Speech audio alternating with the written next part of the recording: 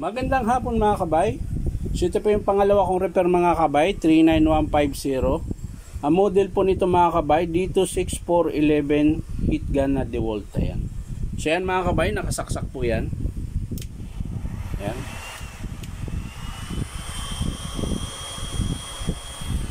Gumagana siya mga kabay pero wala siyang baga.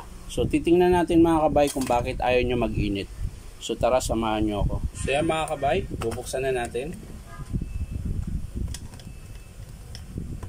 Ayun. Wala na pala yung dulo. Kaya ikot na lang ng ikot.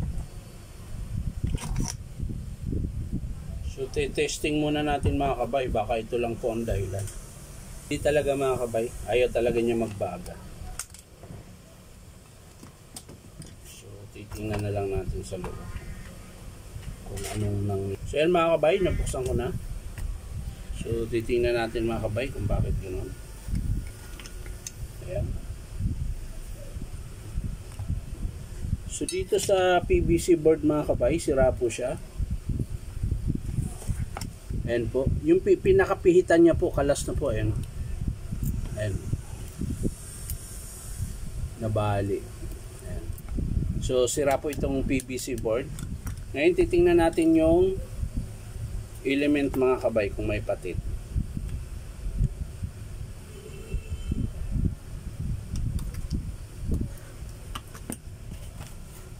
Tingnan natin mga kabay.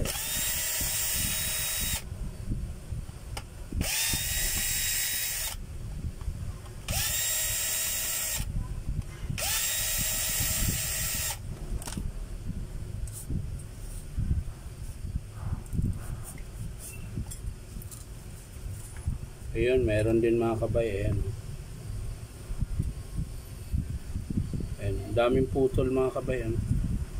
Napasukan po kasi ng ano. Ayun. Ayun, tapos ito putol, oh. So yan mga kabay. Bali po, papakita ko po sa inyo ng malapitan. Ayan po. Ito yung putol na element mga kabay. Ayan. Sira na rin po yan. Tsaka yung PVC board. Tapos yung motor niya mga kabay ay titingnan lang natin yung carbon, hindi natin makikita. So sisilipin na lang natin mga kabay. So yan, mahaba pa po mga kabay. Yung element niya, yung switch niya mga kabay, okay pa. Ayan. So ang papalitan lang natin dito mga kabay is element tsaka PVC board. Ayan. So yan lang po mga kabay. Bali hindi ko na ipapakita kung paano buuin. Papakita ko na lang po sa inyo mga kabay kapag in-approve ng customer. So yan lang mga kabay. Huwag nyo pong kalimutang mag-click sa notification bell po natin at para lagi po kayong updated sa aking mga video. So yan lang mga kabay. Maraming salamat. Bye bye.